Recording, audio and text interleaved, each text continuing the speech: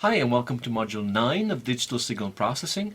This is the last module in our class, and this is really where it all comes together. In this module we will review the principles behind the success of digital communication systems. And we will look at different communication systems starting from the voice band modems that were popular a few years ago and that you can still hear when you use a fax machine, to the most recent incarnations like the ADSL box that you have in your home and that you're probably using to watch this video. Digital communication systems need no introduction. The amount of information that we consume and that we produce every day is staggering by any historical standard. And what is even more amazing is that we can access this wealth of information from basically anywhere via a small device like the smartphone that you have in your pocket. There's actually a joke about that, and suppose that someone from the Renaissance, like Leonardo, was teleported to today, and you'd have to explain to them what your smartphone does. Well, you would have to say, well, this is a small device that allows me to access everything that has been done, written about, or said by mankind since the beginning of history. And I use it mainly to look at pictures of cats. But jokes aside, the truth remains that communication systems, digital communication systems, are really the pinnacle achievement of digital signal processing. So in this module we will start from the basic principles in Module 9.1, and we will see the kind of signals that we have to design in order to be able to transmit them over a physical channel. Now, a physical channel, whether it's a wireless channel, whether it's a piece of wire or an optical fiber, will always impose two fundamental constraints on the kind of signal that can transit over the channel. The first one is a bandwidth constraint, which means that we will only have a certain range of frequencies over which we can send information. And the second constraint is a power constraint that limits the amount of power that we can inject onto the channel. So in Module 9.2 we will tackle the bandwidth constraint in detail, and in Module 9.3 we will look at the power constraint. And we will see in the end how these two constraints limit the maximum amount of information that we can send over a channel. In Module 9.4 we will look at the modulation and demodulation techniques that are specially designed to transmit data over the telephone channel. And in Module 9.5 we will examine the several signal processing tricks that are put in place to implement a receiver, which turns out to be much more complicated than the transmitter because the receiver has to undo all the nasty things that happen to the signal when it travels over the channel, including distortion and noise and so on. As a matter of fact, Module 9.5 is like a teaser that will probably whet your appetite for more advanced signal processing techniques that you will be able to study in more advanced classes. And finally, in Module 9.6, we will study the ADSL protocol. Now, it turns out that ADSL is just one big DFT. And so the fact that we can implement it efficiently with the FFT algorithm is really the reason behind the extraordinary commercial success of the ADSL set-top box. You will see that everything that we've studied so far really finds its place in the design of a sophisticated digital processing system. So we hope you have enjoyed this initial ride into the world of digital signal processing, and hopefully we'll see each other again in more advanced classes in the future. Thank you. Hi and welcome to Module 9.1 of Digital Signal Processing. In this module we will start to look at digital communication systems. In particular, we will look at the many incarnations that a signal will undergo from its source to its destination. These incarnations will travel through a variety of different analog channels, and each channel will have a different set of constraints that the signal will have to submit itself to. And in this module we'll start to look how to design signals that fulfill the channel constraints. If you remember, in the beginning of this class, we gave you a little overview of the major improvements in throughput for channels that we implicitly use every day. For instance, the transatlantic cables that allow telephony from Europe to the United States have seen an improvement that went from 5 bits per second in 1866 with the first cable to 60 terabytes per second last year. And similarly, something you use every day at home, your modem that allows you to connect to the internet, has increased its data rate from 1200 bits per second in the 50s to 24 megabits per second with the current incarnation of ADSL. Now, what are the reasons behind this incredible success? Well, the first one clearly is the power of the DSP paradigm. The fact that DSP works with integers means that, for instance, Signals are very easy to regenerate. We have seen an example in the introduction, and we will see it again in a second. Also, digital filters allow us to implement very precise phase control, and we will see how important phase is in the detection of a transmitted signal. And finally, we can seamlessly integrate adaptive algorithms into a DSP system. Adaptive algorithms are algorithmic procedures that adapt their behavior as a function of the received signal. These are very hard things to do in analog hardware, but very easy to do in digital hardware. As a reminder of what happens when we use digital signals for communication, think of the problem of transmitting a string of binary digits over an analog channel. To do that, we build a very simple signal, an analog signal, where we associate the values plus 5 volts to the symbol 0 and minus 5 volts to the symbol 1. Now the signal is analog, but it encodes binary information, namely it encodes a string of integers. When we transmit this over a wire, two things happen. The signal gets attenuated and noise gets added to the signal. So what we receive at the other end of the channel is the original signal attenuated by a factor G, summed to some random noise that corrupts the original signal. Now, if we want to regenerate the signal, the first thing we do is undo the attenuation. So we multiply the received signal by a gain factor that is the reciprocal of the attenuation. So we multiply the signal by G, we obtain a signal that has once again the amplitude of the original signal, but in so doing we also amplify the noise. And so we have very unclean levels here, which could cause all sorts of problems. But since we know that the signal is bilevel, all we need to do is threshold the signal, and when we see that it's positive, we set it at +5, and when we see that it's negative, we set it at -5. This is easily accomplished in the digital domain by taking the sign of the signal before undoing the attenuation factor. And this is the signal that we get at the other end of the transmission channel, and we can repeat this procedure as many times as we need, and that explains why we can send so much information over very, very long cables that go all the way under the ocean. The second success factor for digital communications today comes from the algorithmic nature of DSP techniques. We have seen an example in image coding in JPEG, where signal processing techniques such as the discrete cosine transform could be matched seamlessly to information theory techniques that involve the compression of bit streams. And this interplay between these two techniques from different domains creates such a powerful compression algorithms. Other everyday examples can be found in CDs or DVDs, where you have encoding of acoustic or video information matched to powerful error-correcting codes so that DVDs or CDs that are scratched or dusty still play. And in communication systems, techniques such as trellis-coded modulation and Viterbi decoding are used to exploit all the capacity of an analog communication channel. The third success factor for digital communications is related to hardware advancements. We can have today miniaturized devices that we can keep in our pocket. We can have general-purpose platforms used to develop advanced communication systems, so we don't need to develop specific hardware for each different task. And communication devices have become very power efficient so that we can have large data centers or central offices that process an enormous number of communication channels in parallel. So let's have a look at what happens when you place a call from your mobile phone to someone that has their phone at home. The information is first sent over the air to the closest base station, where it is now converted to a different format and sent over copper wires to a switch. The switch is designed to find the routing pattern that will send the information to the final destination. The switch will send information over what is going to be most likely an optic fiber channel to the global telephone network. The telephone network will route your information to the central office that is closest to the person you're calling. The central office will then send the same information in yet a different format over a coax cable to the switch that is closest to the telephone that is being called, and finally, from the closest switch to the phone in the house, there is what is called the last mile, which is a longish piece of copper wire.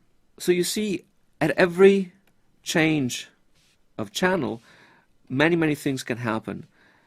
The signal can be converted to digital again and then back to analog. The modulation schemes and the signal formats that we will have to use on these different stretches of the channel will have to adapt to the physical characteristics of the medium.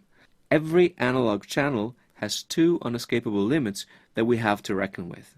The first is a bandwidth constraint. The signals that we can send over an analog channel will have to be limited to a certain frequency band. And the second limit is the fact that we cannot use arbitrary power over that band. There will be limits on the power of the signal that we can send. The maximum amount of information that we will be able to send over the channel given these constraints is called the capacity of the channel.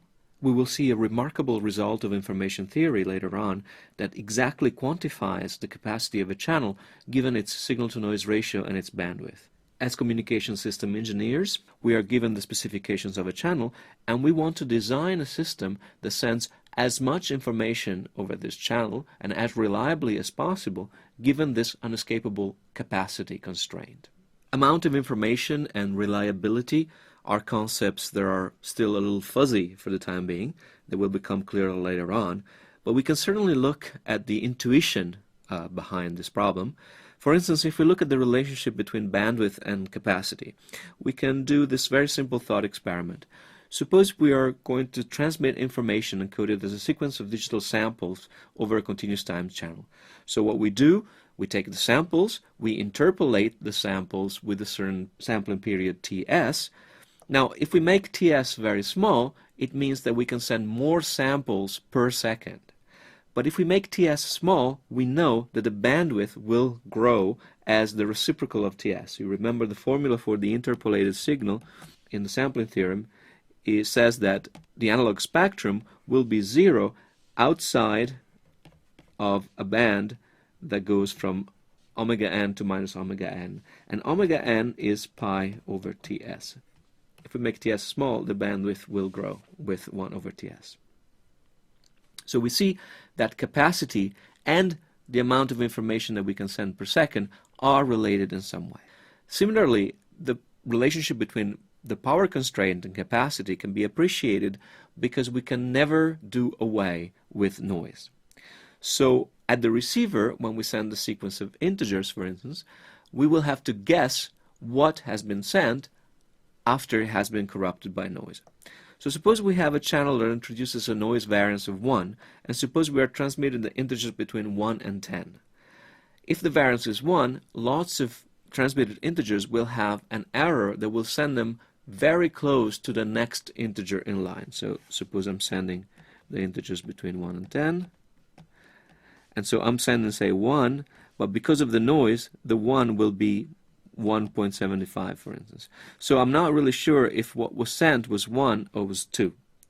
Now, another strategy is to say, okay, let's transmit only odd numbers. So instead of everything, I will not transmit 0, I will transmit 1, and then I will not transmit 2, but I will transmit 3. So I'm increasing the gap between possible symbols, and so the noise that before had probably me misguessing the transmission of 1 will still be small enough to bring me back to the original signal. Now, it is rather intuitive that all other things being equal, a signal with a wider range will have a larger power. So if I want to keep the power constant, I will still have to send symbols between 0 and 10. But now there are only half as many odd integers between 0 and 10 that there are integers, and so the amount of information that I can send per unit of time will be halved. Let's now look at some common communication channels and see what their power and bandwidth constraints are. Maybe the simplest communication channel that we're still familiar with is the AM radio channel. AM stands for amplitude modulation, and indeed the radio transmitter is very simple. We take an analog signal, can be voice or music, we do a low-pass filtering operation to limit its bandwidth, and then we do a very, very simple sinusoidal modulation with a cosine of a given carrier. The resulting modulated signal is simply put to an antenna and it will be propagated in the radio spectrum. The radio spectrum is a very scarce resource. There's only one radio spectrum, everybody has to share it. Therefore, every frequency band in the spectrum is strictly regulated by law. In the case of AM, the band is from 530 kHz to 1.7 MHz. This is divided into 8 kHz wide channels, and each radio station gets allocated a specific channel. The power is limited by law for a variety of reasons. The first is that the propagation patterns for AM waves is very different during the day and during the night. In particular, at night time, AM radio waves travel much further than during the day, and so they can create all sorts of interferences in distant places if their power is not limited. Also, you don't want radio stations to use too much power because it wouldn't be healthy for people that live in the vicinity of the transmitter. Another channel we're all very familiar with is the telephone channel. The telephone network is more properly called a switched telephone network because instead of taking the combinatorial approach and having each phone connected to every other phone in the world, what happens is that when you call another phone, your phone is connected to the central office, and the central office determines which parts of the network have to be connected together so that your call can be routed to the destination phone. So the piece of wire that connects you to the central office is up to maybe say a couple of kilometers long, and it's called the last mile. The central office today is a bunch of digital switches. In the old days was mechanical rotary switches. The network can be anything from optical fiber to satellite links to anything else in between, and here you have the symmetric part where you get to your destination. The telephone channel is conventionally limited from 300 Hz to 3000 Hz. These are historical limits that depend on the kind of hardware that was used in the old days in central offices and in the network. Today these limits are a historical artifact, but they are kept because anyway voice communications are perfectly intelligible within this band, and with a reduced band you can multiplex, namely you can put together very many communications on a wider channel. The power that you can send on a telephone wire is limited from 0.2 to 0.7 volts root mean square, and this is a strictly enforced limit to make sure that you don't send signals that can burn the equipment at the central office. And the signal-to-noise ratio is rather good because the analog part of the telephone network operates in the baseband and there is not a lot of interference at low frequencies. So let's see how we're going to go about designing a communication system. Probably the most important concept here is that we're going to adopt the old digital paradigm. What this means is that we will keep everything in the digital domain until we hit the physical channel. And if we were to describe this as a block diagram, it would look like this. We have a binary bit stream that can represent any sort of user data. We have a transmitter that operates entirely in the digital domain that generates a discrete time signal, S of n. The last element in the transmission chain is a digital to analog converter operating at a given frequency, or at the given period as you prefer, that transforms this signal into an analog signal that we can send over the channel. So remember, the channel constraints look a little bit like a filter design problem. We have a bandwidth that is specified in terms of a maximum and minimum frequency, so we can only operate over this band.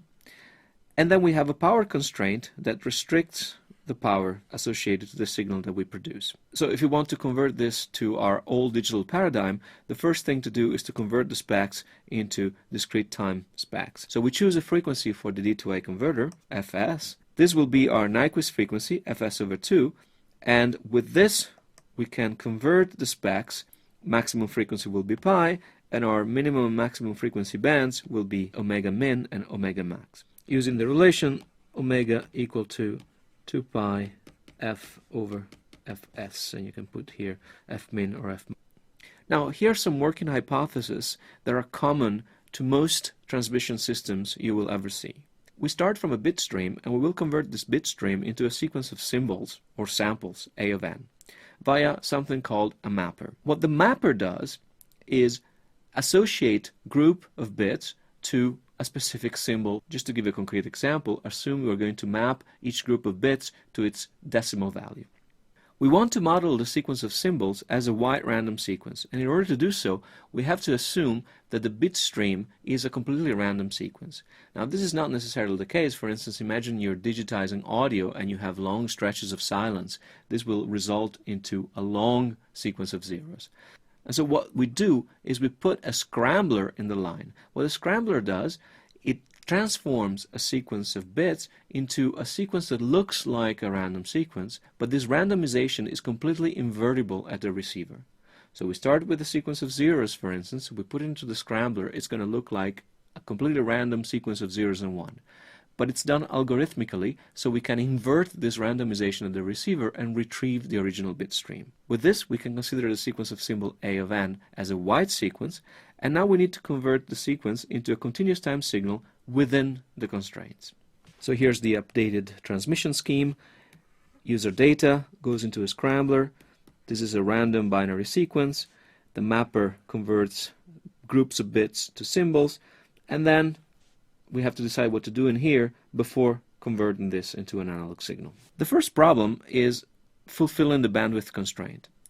If we assume that the data is randomized and therefore the symbol sequence is a wide sequence, we know that the power spectral density is simply equal to the variance, and so the power of the signal will be constant over the entire frequency band.